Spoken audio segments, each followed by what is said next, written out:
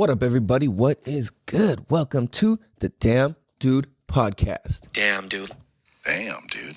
This is a show where we have the conversations that need to be had in a way that'll make you think and say, damn, dude. Damn, dude. Damn, dude. Yeah, I mean, ultimately, we're here to help educate, entertain, and make an impact on life and the way we think about things.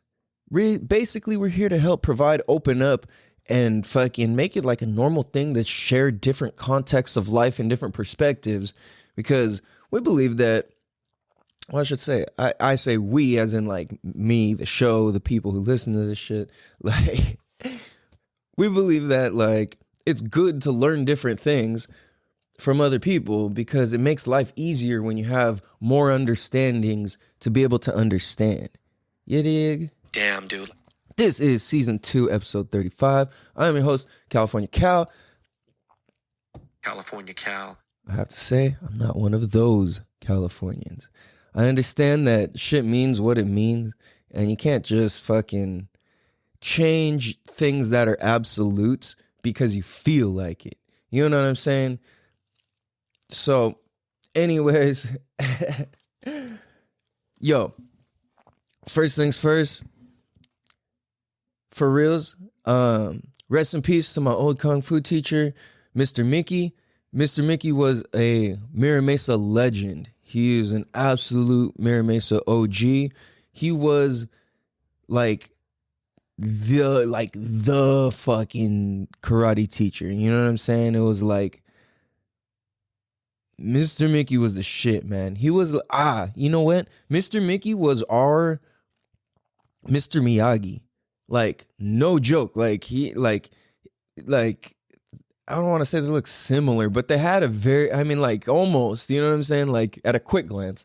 But, like, they had that same vibe. But Mr. Mique, rather than being, like, on a Japanese type of vibe, he was, like, on a Hawaiian vibe. He was a Hawaiian. And it's crazy because Mr. Mique taught so many kids in our neighborhood, dude. Like, he taught so many of us. And I remember there's so many kids who went through his class who were just like, would have had such a tough time without knowing how to defend themselves the way that Mr. Mique taught us to. And if there's anything that anybody should know, is that people from Hawaii are motherfucking tough. They are tough motherfuckers. They grow up old school. They grow up like if you grew up in if you grew up in the 80s and earlier, then you understand what I'm talking about. Like, you know what I'm saying? Maybe in the very early 90s, but you'd be a baby, so you wouldn't really, really remember all the way, you know? Yeah, you don't understand, but for reals, like if you can remember. Because it was up until like the mid 90s that shit got sensitive. It was like when Bill Clinton got his dick sucked that everything got sensitive all of a sudden. It was like, that was the moment. It was like O.J. Simpson and Bill Clinton. And I remember I was probably in like 5th grade at this time, maybe. This is like 94, 95. So once Bill Clinton got his dick sucked and he said, well, it depends what your definition of is. Once he said that shit, everything just became like, well, what do you mean by that? And then reality started. We started losing touch with reality at that point. That's my pinpoint of when shit started flipping and we started getting soft. Like that was the soft turning point. You know what I mean? I realized. Let me say this real quick. No, you know what? Let me finish. I'm going to tell you what the show's about, what we're going to get into, and we'll just jump right the fuck into it. But I want to finish this about Mr. Mique. He trained us. It was weird because I went to multiple different Kung Fu schools growing up. And like I pretty much trained my whole life from being a little kid all the way up until maybe I shouldn't say my whole life, but half my childhood. I forgot how old I am now. So from ages like 6 maybe like 5 or 6 to like 6 to 10, 11 years old, something like that, maybe even a little older. And I would still practice here and there, but kind of stopped when I became a teenager.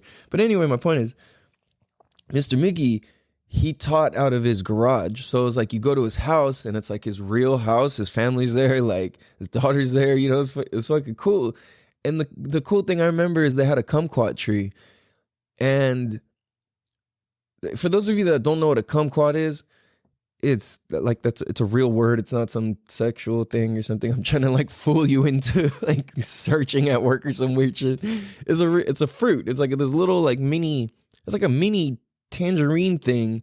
You can actually eat the skin on it. Some people like it. Some people like to eat the skin. Some people don't. But it's like a mini orange thing, and you can unpeel it. Some people like unpeel it with their teeth and just eat the peels as they're kind of like unpeeling it. And then you eat the little thing inside, the little like, you know, the kumquat inside, and it's bomb. It's pretty good. But that was like the big thing I remember doing duck walks. That's where you're like squatted down with like your ass to your heels, and you're just walking back and forth doing laps. He made us do so many of those, dude. Like it was so those duck walks were a motherfucker, dude. Those will kick your ass, especially up and down the driveway, back and forth and back and forth and back and forth.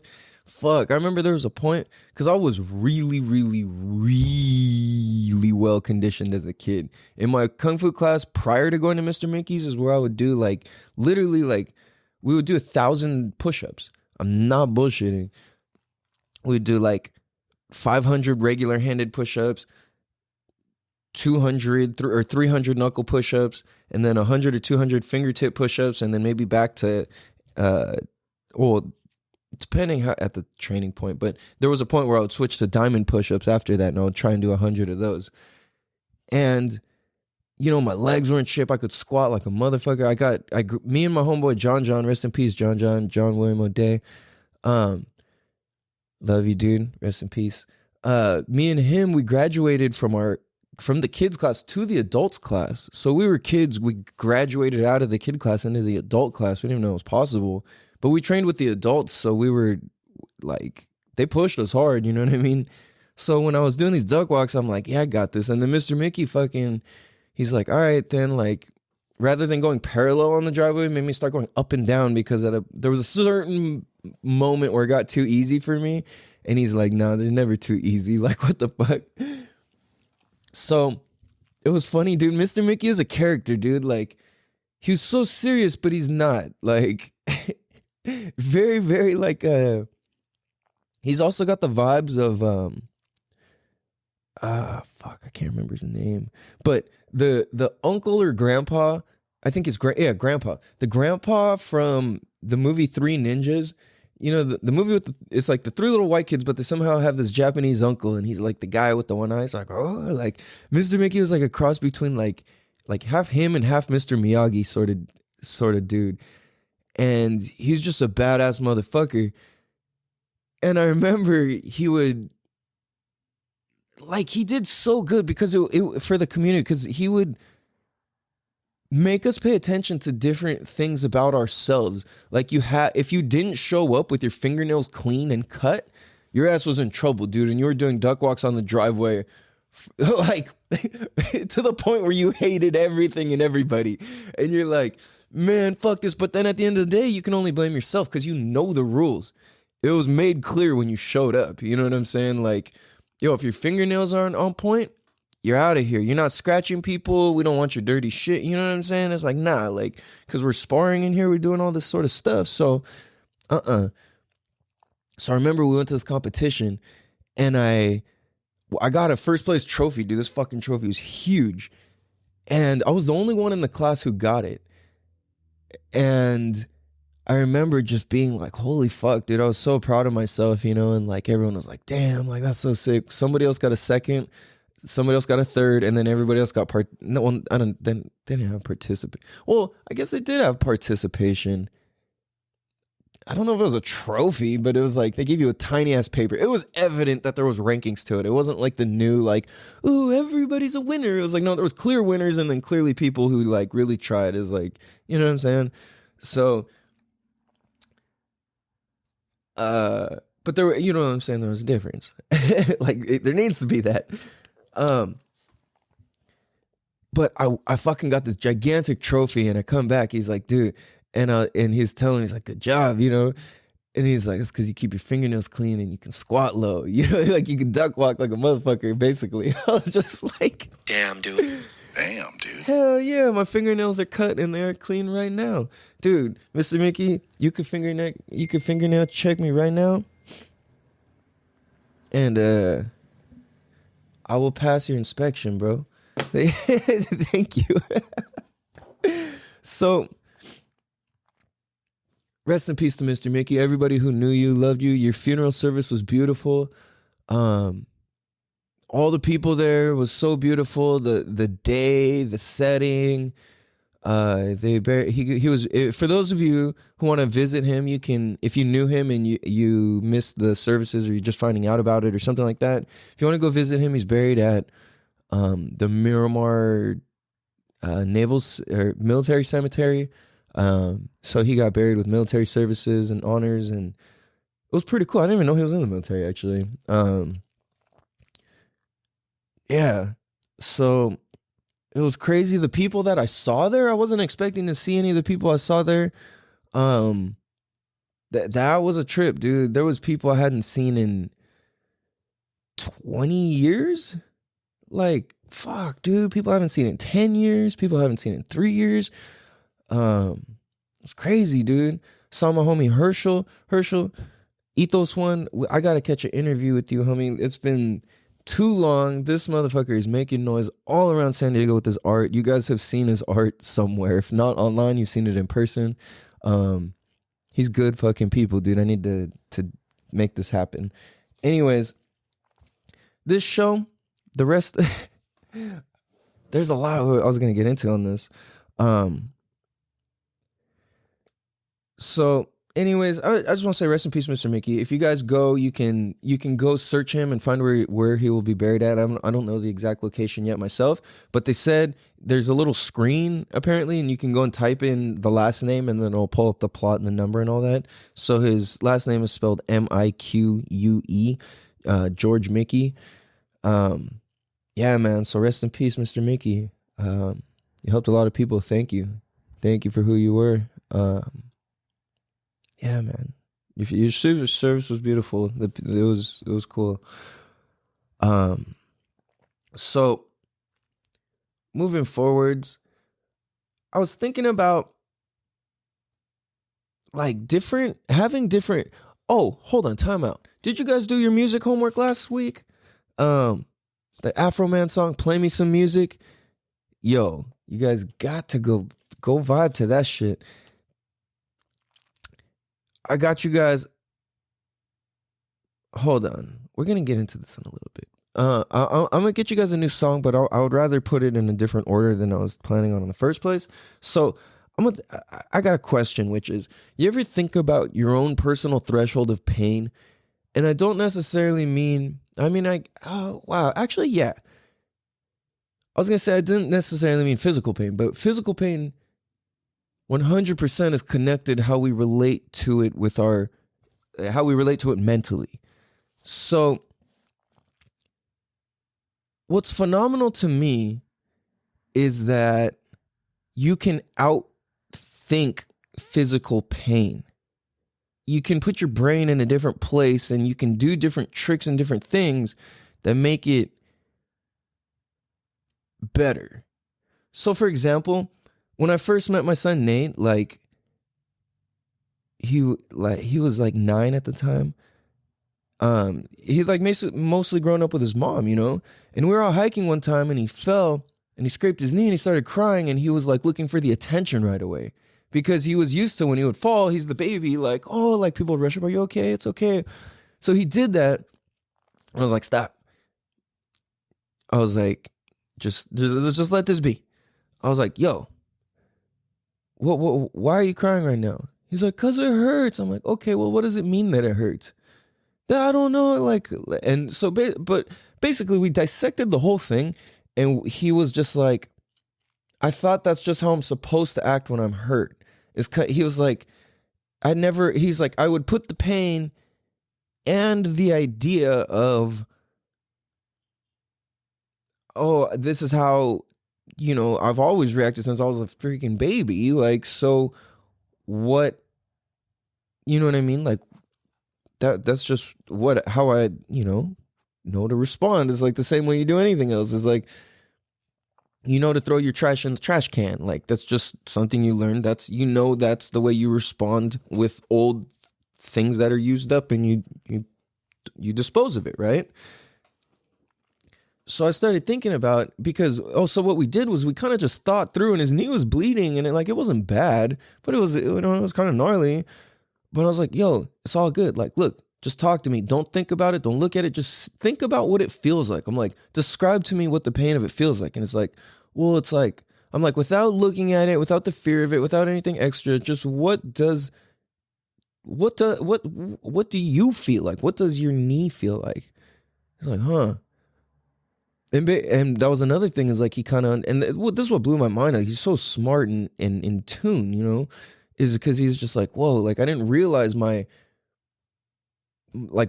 knee and me were any different yet, or the same. You know what I'm saying? It's like, because it's like your knee and who you are is different, but it's also exactly the same. Damn, dude. Oh. You get what I'm saying? Like, that's a trip, right? Like, so, you know what I mean? It's like your knee is just your knee, but it's connected to you. So if your knee is hurting, does that mean that you are hurt, or does that mean that your knee is hurt? Well, yes. Both. And that's because if you look at this, it's like, see, that difference right there is, think about that. If you get hurt, which one are you? See, I think what happens is both of those contexts are correct, and I think they're powerful to know when to jump into one or the other. And I think that when you get hurt, and if you identify your knee as yourself, then when your knee is hurt, if your knee is yourself, then you say, I'm hurt. And then it's a whole different world if you as an entirety are hurt versus my knee is hurt. Because if you understand when you get hurt that the context, if you jump into the context of, well, my knee is hurt, I'm okay and my knee's hurt. You know what I'm saying? Damn, dude. So I like I said, both of those contexts are correct, because at the same time, it's like, you know what I'm saying? If you're careless and you don't take care of your body or your limbs or whatever, then that also, or if you've had a lot of injuries or whatever, then it's going to affect you. You know what I mean? Because trust me, it's like, I'm at a point where I've had so many injuries. I've broken 64 bones. I got arthritis. I got all sorts of like fucking slip disc and all this weird shit, and sciatic nerve popped out and all this crazy shit, right? But, well, I should say, and I understand that that's not me. You know what I mean? So there was another point I wanted to make to that. I don't know. Anyway, it's just a trip though, because we have the power to outthink these things or rethink these things. It's like you can rewire via the vehicle of context. So when we discuss and understand more contexts, the more opportunity we have to flip into a more powerful opportunity inside of that situation. So if you think about, what's your threshold of pain? Well, it's kind of what your brain can handle. You know what I mean?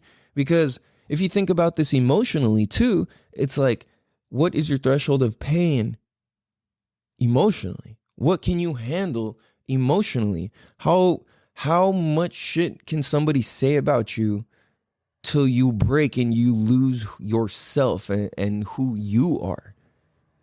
You know what I mean? And like,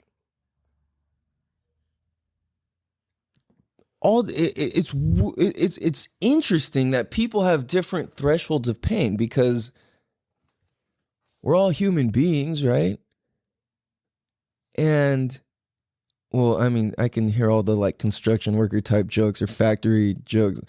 Oh, not that bitch, she was the devil. Like, anyway, oh man, hold on.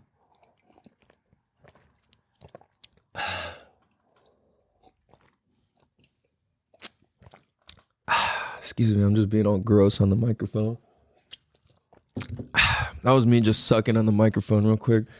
I was kidding. I was drinking my coffee. It was like,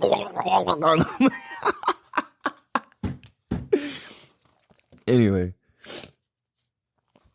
what's your threshold of pain, dog? Was mean to you, homie. But really, though, it's weird that we have different thresholds of pain. And it's like, why and how? Well, it depends what you believe in. You know what I mean? And that's what's weird is like, if you believe in I'm okay, I don't need attention when I'm hurt, just do the work to repair myself, you're in a better position. You know what I'm saying? Like, if you if you get a cut and you're bleeding and you know how to respond, you stop and you go, okay, you assess the situation, you wipe it up. If you need a bandage, you bandage it. If you just need to hold some pressure on it for a little bit, you do that, depending on the severity of it. But the point is that you assess and then you act, right? When you cut yourself, you hurt yourself, you assess and then you act on what's necessary to take care of yourself next. And if you think about it this way, how many of us do that with our emotions? How many times when we're hurt emotionally, do we stop, assess, and then act accordingly? Nah, most of the time it's like we just fucking react and we don't assess and react accordingly.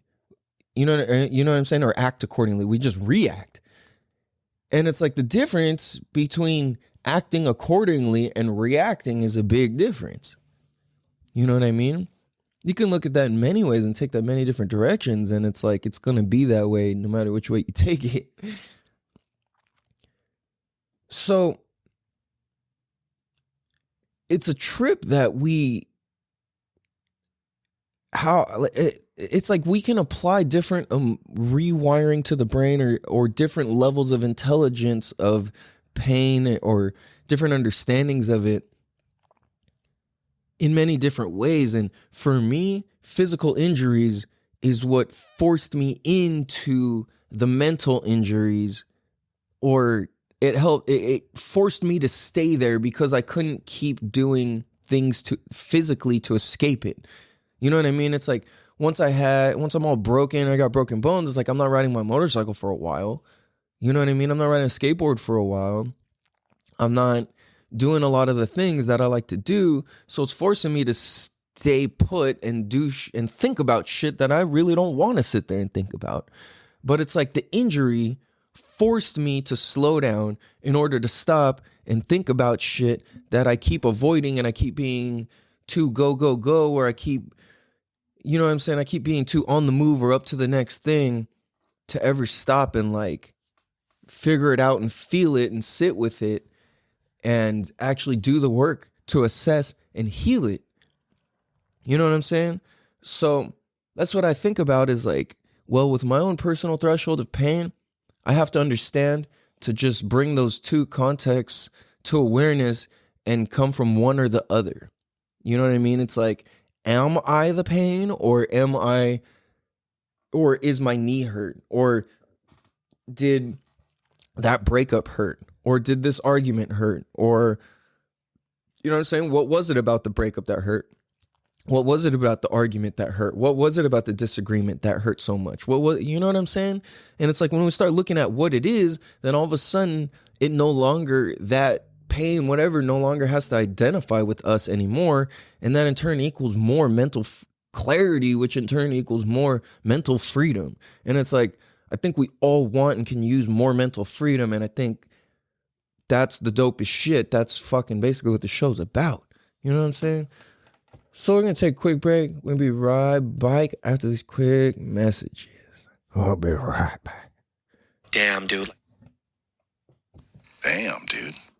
On a fine, beautiful day, just like today, there once was a man, and that man had a plan. His plan was to not be a little bitch and practice gratitude, because he knew without the gratitude, gonna have a bad attitude. So I tell you what, take a word from finger licking, finger flipping, finger fucking, chicken tucking, dicking, ducking, ricking, rucking, plicking, plucking Fred. Appreciate life. Have gratitude. And don't be a little bitch. Damn, dude. Damn, dude. What up, everybody? Welcome, Bicycle. Oh, yes. Welcome, welcome, welcome. Welcome back. The show is not over. We're just doing things a little bit differently. So, yo, for reals though, think about this. Shit, hold on. Bro, all my fucking headphones keep being wacky. I keep changing them out and shit. Whoa, we're playing. Anyway, so you guys, think about this. What does pain, or you don't have to think about this. You can do whatever the fuck you want. You know that?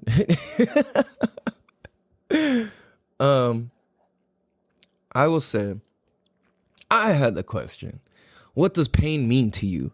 Like, that's such a dope question to ask people, because I've heard that asked to people, and the answers that get brought up are fucking sick. Like, dude, I'm thinking, all right, hold on. So when I think about pain, what it means to me now, what pain means to me today pain means to me that there is a lesson ahead, and I'm not mad when painful things occur. I might feel upset about what is painful at certain times, but I'm not upset that I'm upset. I'm allowing myself to be upset consciously and purposefully. There's times where I take the time to just be mad as fuck, because I'm not going to fight it and I'm not going to make it go away. The same way if I feel happy as fuck, I'm not going to fight it and make it go away. It's unfortunate that some people do that. And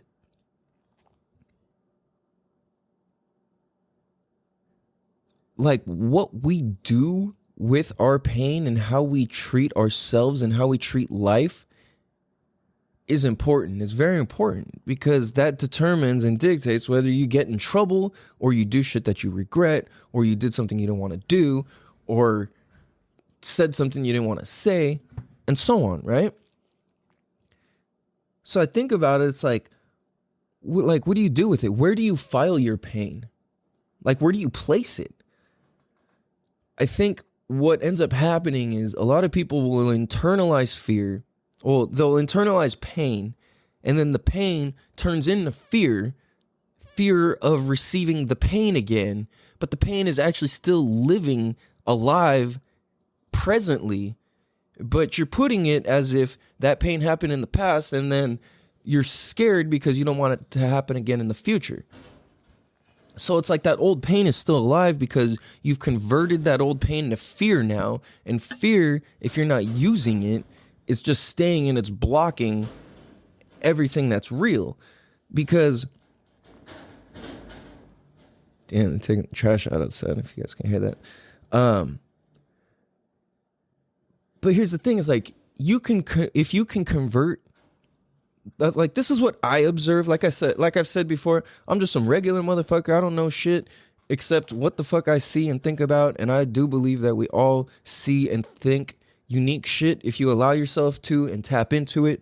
You know what I'm saying? I'm nobody fucking special. I just been through some shit and I seen some shit and I know what I know. Well, not even that. I don't know anything. You know what I'm saying? Every day's new. That's what I'm gonna say. I don't know anything except what the fuck you guys comprehend from anything that I say and do. Ooh. So, in my experience, pain converts to fear. Don't go on the fucking monkey bars. You broke your arm. No, I'm gonna go about the fuck back on those monkey bars. You know what I'm saying? That's me. And that's a real story, actually. That was the first time I ever broke my arm was on the monkey bars. Shout out to the homegirl, Dawn. Yanked me off. We're cool. Yo, all love. It's all, it's all love. Yanked me off. Yo, it's funny now. You know, we were just fucking around. She yanked. I was sitting on top. I don't know if I was sitting on top of it or I think I was sitting on top of the pull-up bars. And we called them monkey bars. And from what we were in like fourth grade, she yanked my feet and I fell down, bam, and I broke my arm. But yeah, no, we're all cool. Dawn, you're cool as fuck. Much love to you and your family. You guys are awesome. No, but I remember in that moment, I was just like, my arm was just like it was about to pop out of my skin. Like it was just like a V. Like my left wrist, both bones broke. And they were about to pop out at the top of my wrist. And my arm was just like I looked like a T-Rex. I remember I went to the nurse's office and the nurse just fucking put her hands on her face and screams. I'm like, the fuck, lady? Like, I'm chilling. I'm not crying. I'm not screaming. I'm literally just like, oh, I hurt my arm. And she literally goes, ah, like full Macaulay Culkin, like Home Alone style. And I'm like what part of this is like,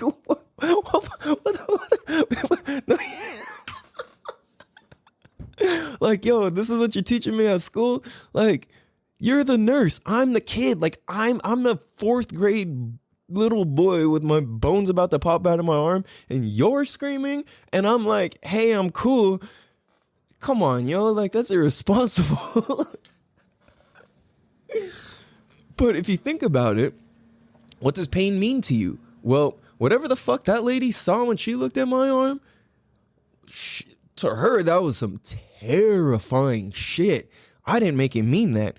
I made it mean, well, I need to take the next action. I converted that fear into, well, what's the next step? I'm pretty sure I can't just climb back up the fucking monkey bars. You know what I'm saying?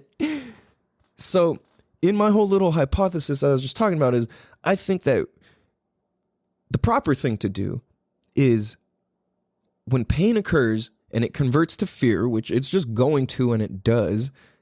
And I think becoming aware of this is what's important. When pain converts to fear, we have to convert the fear into action.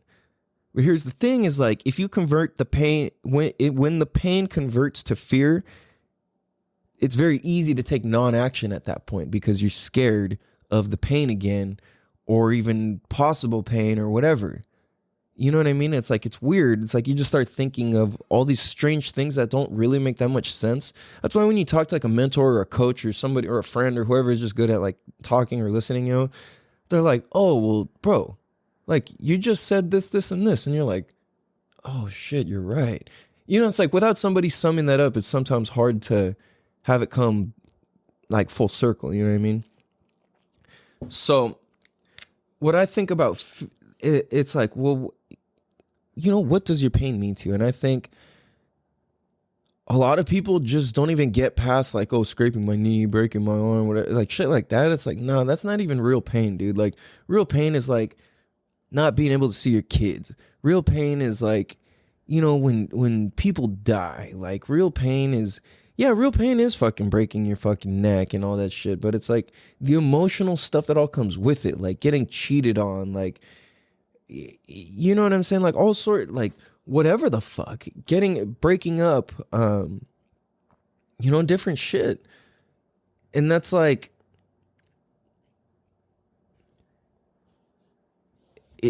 what are you going to do with it? You know what I mean? It's like we can learn or not. And that's where I'm at, is like, fuck, I'm at a place where it's like I'm having so much issues going back and forth with my kid's mom. It's like, dude, it's like, it's to this point where I didn't even realize up until just recently, it's like that she doesn't want me hanging out with Nate. And it's like, it's her biological son, but it's like, nah, Nate's my kid, dude. Like, and she has her reasons, which I understand, you know, over this whole thing that happened. I've laced you guys up, and if you go back and basically the beginning of season 2 going through kind of explains the whole craziest shit of my life. Like, fuck, dude. Well, of my adult life, I should say. And it's like this still just ongoing thing, and it's like heartbreaking to me because every way that I go to handle this, I'm met with some sort of resistance or some sort of, oh, this or that, or I don't trust this or that. I'm just like, dude, like, the fuck? Like, okay.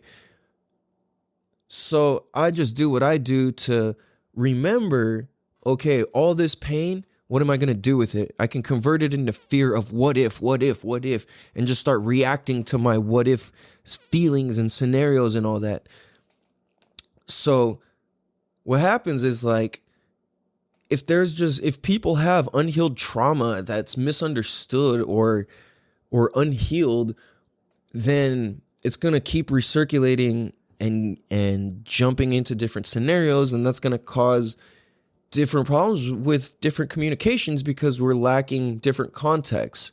And that's what's hard about trauma, is like it keeps us inside of one little shell of context rather than seeing out here, because everything becomes scary through the lens of trauma. You know what I'm saying? And that could go to many levels. People with PTSD, people with whatever, you know what I mean? It could be people who lived a really good fucking life and have trauma over stuff. And it's not discounted, even though the severity is seemingly less. It's like somebody who their greatest problem growing up was, oh, sometimes my parents would cut off the Wi-Fi. Like, or, you know, some shit like that. And it's like, well, fuck, like, trauma is trauma, pain is pain, you know what I mean? And we all have it to different levels. And that's where, yeah, shit is crazier for other people, absolutely. But that just means that you were built for that. So it's not necessarily that unique. It is unique because you're you, and that's special, and that's dope, and that's, you should love that, and everybody should love that. But my point is that we all go through pain, and all as humans, we all experience pain. And if we can convert it, then if we can convert it into some healthy shit, if we can convert pain and understand that it's going to turn into fear, but we convert that fear into action, we then equal confidence. Because once you've been scared of something and then you've completed the task, you grow some sort of confidence. And what's interesting is when you grow confidence, there's also this level of fear that occurs too. Like, for example, I was told I have to give a speech again. And it scares me because I'm like, it's a shorter of a speech. The last speech I gave was to get accepted into the club. Now it's just to advertise what the fuck I do. And I'm like, I don't know if I feel more scared this time, but like I feel all nervous, you know? I don't know, man. I was pretty scared last time, actually, but like the fear, it came back. Like, I have more experience doing it now, and at the same time, I'm re-terrified. You know, and I'm looking at it, it's like, well, what am I going to do with this? Well, what I'm going to do is go do the damn thing. I'm going to do my damn thing. I'm going to go give my fucking talk, whether it sucks or it's great or whatever. I'm going to do it anyways. It doesn't matter. I don't really care, you know? I mean, obviously I would prefer it to be good, so I'm going to do what I can to be prepared and get ready. To a certain extent. You know what I'm saying? I'm just going to be ready. I'm going to do the task. That's what I'm going to do. And am I scared? Yes. I don't know why I'm more like, I'm not even going to keep saying that because I'm going to create that for myself. You see? That like, yeah. So when we can cultivate some confidence through tackling and taking action upon our fears, we gain confidence. But within that new confidence, there's still fear inside of it. So you got to do it again and again and again and again and again. And that's what's trippy is like, dude, yeah, I am more confident from giving that last speech. And I'm also scared again because I'm facing a new level of confidence to level up to. So you see what I'm saying? Like, that's a trip. Damn, dude. So it's crazy because within this last week, my parents finalized their divorce. I've been getting some of the gnarliest messages from my ex, and with just shit that's just like, dude, come on, man. Like, are you serious right now? I'm not responding. And that's me being aware of the injury to my emotion and how I'm going to respond and react to that. Because rather than just responding, I started typing out all sorts of shit, and I was just like, boom, delete. And I was like, all right, I'm going to say it nicer. Erase, erase, erase, erase. I said, I'm going to wait a little to say something. And then eventually I'm just like, dude, I'm just not going to say anything. Like, why respond to that? Like, she's just expressing her pain. You know what I'm saying? And it's like, yeah, even though there's gnarly shit directed at me, it's still, it's just still an expression of her pain. And it's like, I can't change it. You know what I'm saying? Except show her and her pain love. Like, whether she's identifying with her pain or with her pain or whatever, that's up to her. I don't know. But you see, what's crazy is like, and then this last week, my kung fu teacher's funeral, not being able to see my oldest son, or not being able to like hang out, and my parents finalizing their divorce. That's just, I don't know. It doesn't really I don't really have words or any direct feeling towards it, but I know I feel something inside me that occurs, just from it. Just because it's like, as my parents shift, I shift and life shifts, and it's like, that's cool. You know what I'm saying? It's okay. But it's just a lot of stuff. And I've been busy as fuck. I've been falling behind on messages. I've been teaching a lot of kids, which is good. It's great. So it's just interesting to I'm like, okay, like my homie Sebastian told me, it's like harmony. That's what I need to focus on is harmony, not balance. I'm getting rid of the idea of balance. I think harmony is the answer, because it's just taking it all in and cultivating peace with all of it, rather than, okay, I'm this way or I'm that way. And that's stressful if you think about it on like a teeter-totter to balance it. If you're like trying to run from one side to the other, attending to both sides of the seat, it's going to be hard, So, and the part of the reason why I shared my own personal shit I'm going through right now is, for one, we keep it always real. Authentic is the name of the game. That's what the fuck we do. We ain't no lame brain, hair stain, bugaboo, chugadoo, bullshit stuff. You know what I'm saying? And like I said, this is documenting for the sake of documenting, for history, for generations from now, for my kids, and so on. And anybody who fucking thinks I'm cool after I die or whatever the fuck, you know what I'm saying? I share this because there's something that's really important about this, is that the struggle story isn't impressive. It's how we deal with and move forward and handle shit, and what we can come out of and get through. That's impressive. Damn, dude. You know what I'm saying? It's not and this is me to the fullest. I thought my struggle story was so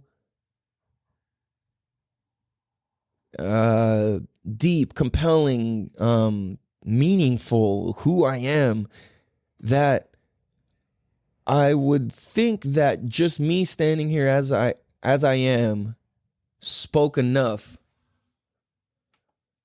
for my struggle story to make sense and be powerful. If that makes sense to you. So I realized, because it's like I was never complaining about life. I got to a point where people were requesting me to tell my story often at this point. Maybe it was the way I was telling it or how I was presenting myself. I don't know. I don't know. But like I'm saying is like a struggle is just a struggle. That's not impressive. To live and survive through the struggle is not impressive. To succeed and get through it and just tell your story is for some reason impressive. It's like I didn't make this up. This is just like kind of what the fuck happens. You know what I'm saying? Like people don't really, I don't know. It's like people don't really care until until you're important enough for it to be impressive or cool. You know what I'm saying? That's just kind of the reality of it. It's like, that's kind of why I think it's cool to document all this shit and make these podcasts too, is like,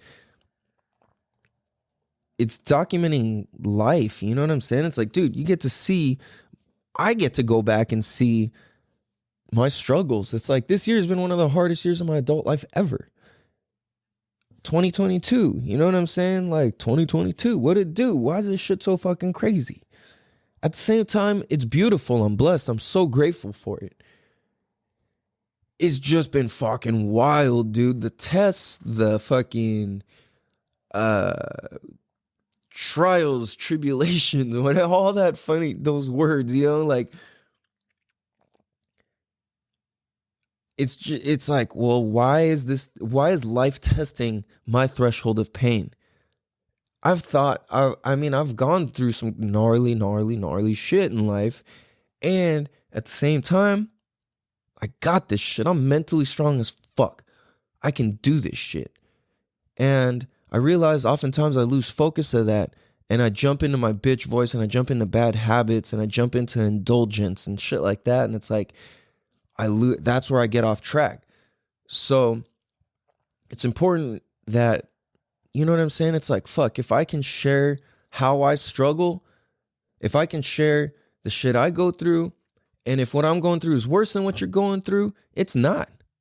It's really not. Everything you go through is just as valid as what the fuck I'm going through, and vice versa. And if you're going through shit that hurts more, yeah, you probably are. At the same time, it's like, yo, it's all struggle. It all hurts. It's all pain. The important thing is, what are you going to do with it? What are you going to convert it into? You know what I mean? And this is the other piece of it, is it's okay to hurt. It's okay to struggle. It's okay to be in the fucking trenches. Like, sometimes you have to, but the point is not to fucking stay there. You know what I'm saying? The point is you got there because you've been grinding and you've been digging deep and doing the work. That's how the fuck you got in there. But the point is to find the diamond and to get back out. You know what I'm saying? It's like, you don't go mining to fucking stay down there. You go mining to get the shit and come back the fuck up.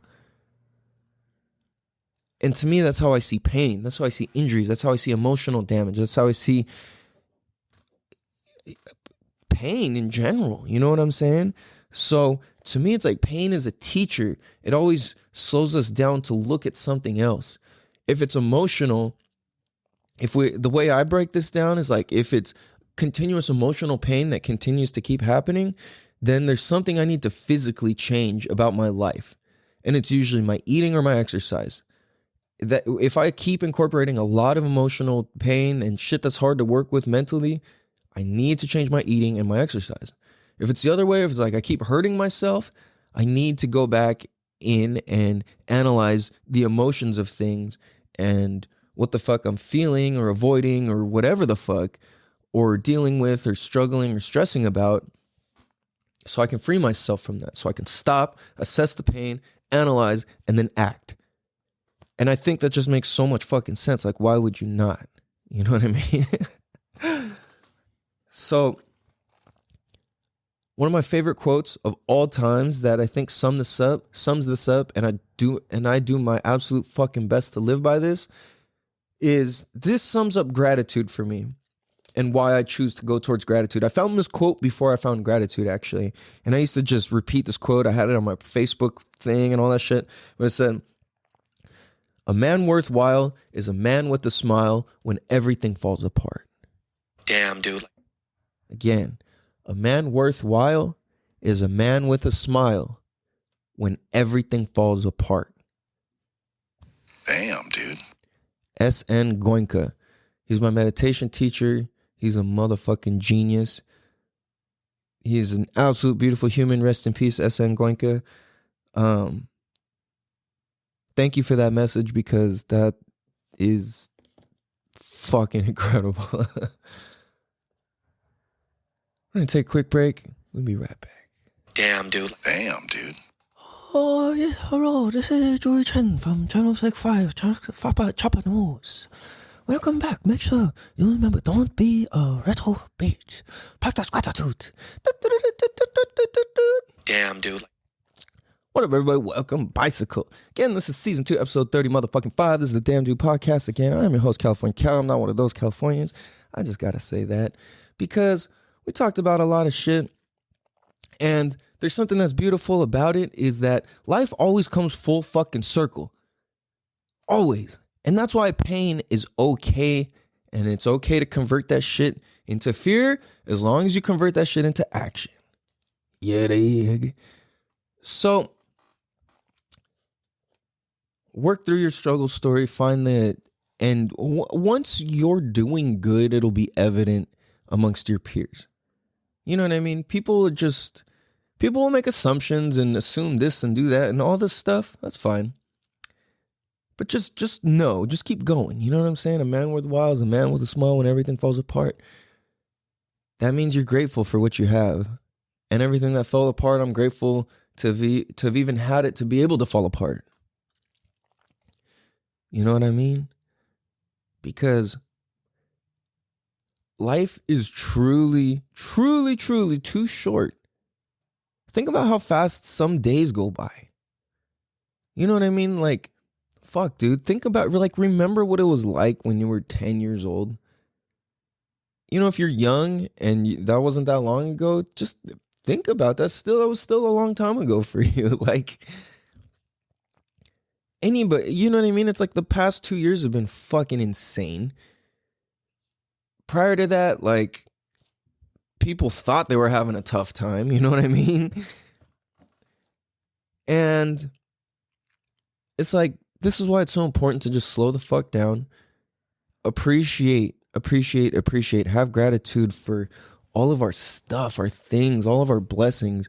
If you can shop at the grocery store without tripping about your bank account, without having to check your balance, if you have a balance to check, if you don't have to scrounge for coins to go buy your food or your gas, even if you have to scrounge for coins to buy your food or gas, be appreciative for those. You know what I mean? Because some people don't have that luxury. So there's so much to be grateful for. You know, even if you live in a fucking third world country, if you're in the middle of nowhere, it's like, that's beautiful, dude. People pay thousands of dollars to go see what it's like where you live. If you live in the jungle, like, dude, I know people in the jungle. You know what I'm saying? Like out in Peru and in Hawaii and whatnot. And it's like, there's a chance they could listen to this. And this is the thing, is like, yeah, people will pay a lot of money to go out there. I did, and I will again. You know what I mean? It's like you live in the most beautiful place. You're lucky to be with nature. And yes, all this glamour and outside shit seems cool, but it's not, it's really not that cool. It's all fake. It's all fake. You know what I mean? It's no more real than like drawing a colored picture.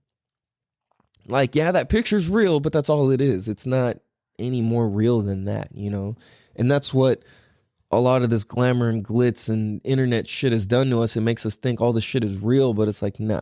Most people are faking it. They can't really afford to do that. They're just, you know, or they kind of can, or they're, you know what I mean? It's just, there's so much fuckery going on. Like, you don't know what's what. And it will do a lot to a impressionable brain, or somebody who is very much a follower, or just purely just a consumer of life, you know? People who don't really contribute. They just just kind of float around and just consume. It's like we all have our place here in life. It is what it is. That's cool, So I want to say, I hope you guys did your motherfucking homework. This was so hard to pick the next song, dude. I didn't know which direction to go. I kind of just, like I said, the last song was Afro Man, Play Me Some Music. That song is a whole different vibe than all the rest of the shit that I'm like into that he does. Kind of like yes and no. I don't know. But like I said, I highly recommend everybody go check out the double disc album, Afro Man, Afroholic. One of the dopest albums ever fucking made. I promise you. Please, you guys, go check that shit out. Go like it and all that shit. Tell him California Cal from the Damn Dude podcast sent you. Yeah, because that shit goes hard. You can go find it on YouTube or whatever the fuck. I don't know where you listen to music, but I'm old school. I just use the same shit over and over. I listen to it on YouTube. Go bump that shit. It's fucking sick as fuck. So we're gonna pull a song off that album. And I'm gonna share this with you guys because this song, I love the way he sets it up in the beginning of the song. He's like, yo, this song feels like cruising, riding around like late at night with the windows down, just cruising. You know what I'm saying? Like that summertime California sort of vibe. When the weather's nice, like just fucking cruising, dude. Like, again, I do not own the rights to this whatsoever. I have no affiliation with this other than being a fucking huge fan. So you guys, for your music homework, just go listen to the whole fucking album. But this song is Afro Man, Late at Night. Again, I do not own the rights to this music. Afro Man, Late at Night. All right, thank you very much. A good night. Late at night, I wonder and I roam. It's so good. Don't wanna Go home, clapping snaps. Taking laps around the hood, play my music. 'Cause it Make me feel real good.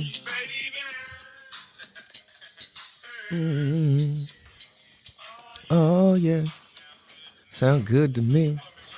That's just the hook on it. Shit's so hard, dude. So yeah, you guys check it out. Afro Man, Late at Night.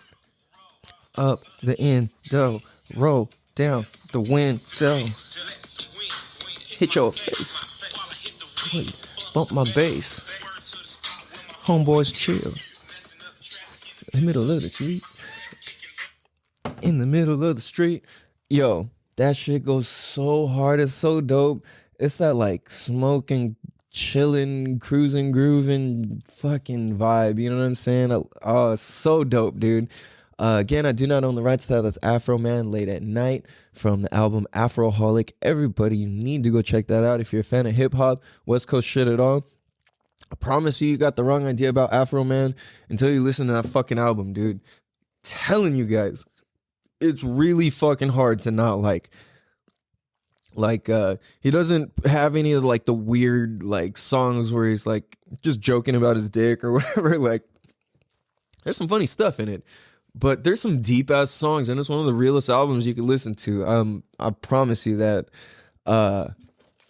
So I think you guys really need to go do that. Oops, hold on. Let me write something down real quick here because I just thought of it for next week's song. It just occurred to me right now.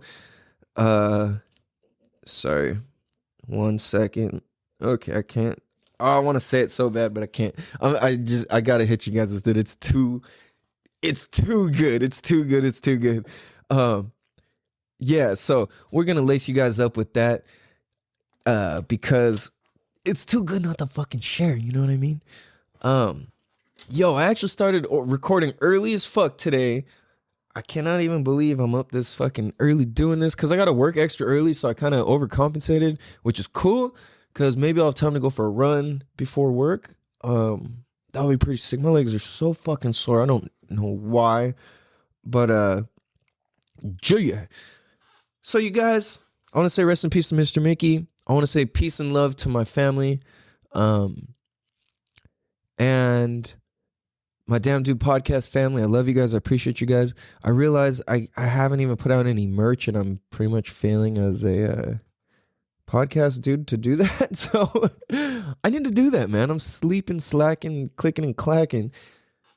But like I said, life always comes full circle. So we will come full circle, and we need to get some more stickers. We need to get some more everything. So you guys, hope you guys have a beautiful and lovely and wonderful and fantastic and exorbitant X to the Z. Dude, oh my goodness. Yesterday, okay, I'm gonna just tell a story real quick. Yesterday, one of my students, I haven't seen this kid in like 6 years maybe. And I taught his whole family. Like, he's got 3 brothers, and they're just this family's fucking cool, dude. Like, they homeschool the kids, they just fucking travel everywhere. Like, they're just super fucking cool, right? And they're like so low key, like you would never know or guess they're as cool as they are, you know, just by judging them off their appearance real quick. They're so cool. So we're swimming, and the kid, he was joking, trying to splash me and stuff. For those of you that don't know, I teach babies to swim and help adults overcome their fears of water. And I teach babies to save their lives, really. And I teach kids to swim, but my focus is on saving lives. That's what the fuck I do. Anyway, I'm teaching this kid, and he's like, last I taught him, he was literally a baby. He's like 7 now. And yeah, he's like 6 or 7. And he's like kind of splashing me. So what I was doing is, if he would try and splash me, I would turn and I would just dunk him underwater and just dunk him underwater. And then there was one time he was like, I'm gonna splash you. I was like, bro, you're not gonna. I tell any kid who wants to have a splash moment with me, I was like, you're not gonna win. I was like, I am the king of this. Nobody can beat me. And he's like, I'm gonna get you. I was like, all right, let's see, bro. Dude, it's very rare a kid can fucking splash me more than the first. If you can splash me a second time and I'm like, I told you I'm watching for it, you're good. Because I don't think I've got off a second splash. Anyway, he's like, I want to splash you. I was like, all right, cool. So we're like walking backwards to go reset to go do another swim. And I just dunk him. Just, you know. And he was like, hey. He's like, I wasn't even going to splash you. I was like, bro, you said you were going to splash me. He was like, well, how do you know I keep my word? And I was like, dude, I don't know how this is so cool. What came out of my mouth was, I was like, bro, because you and your family are good people. You guys always keep your word. And he's like, he looks at me. Ah! I was like, oh, that was so cool. Like, I so hope that sticks with him. You know what I'm saying? It's like, how cool is that? Like, dude, if he really gets how deep that is, like, that's fucking sick as fuck. I hope he does. Like, or I hope one day he's just like, when he's older, he's just kicking back, he's having a drink, he's having a smoke, he's just sitting in his car, listening to his favorite song, having a smoke, and he's like, and he just remembers. I'm talking years from now, years and years and years from now. And he's just like, dude, like, man, I definitely keep my word, man. Man, bro, I remember this time my swim teacher, his name was, what was his name? He had a tattoo on his face, bro. Oh, his name was Mr. Calvin. Dude, Mr. Calvin was like, yo, like, you and your family are good people. You guys keep your word. And I'm like, yeah, dude, like, totally. We're really good people, man. Oh, I love my mom, dude. She's such good people, bro. Oh, dude, my dad, he's so sick. Like, all my brothers, oh, they're such good people. Like, we definitely keep our word. And then he has kids, and they're like, how do you know we keep our word? And then he's like, you know what? Because our family, we're good people, and we keep our word.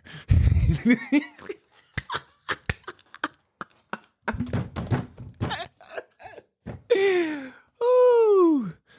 I love you guys. I hope you guys have a beautiful day. This has been the Damn Dude Podcast, and I am still California Cal. Much love. Peace.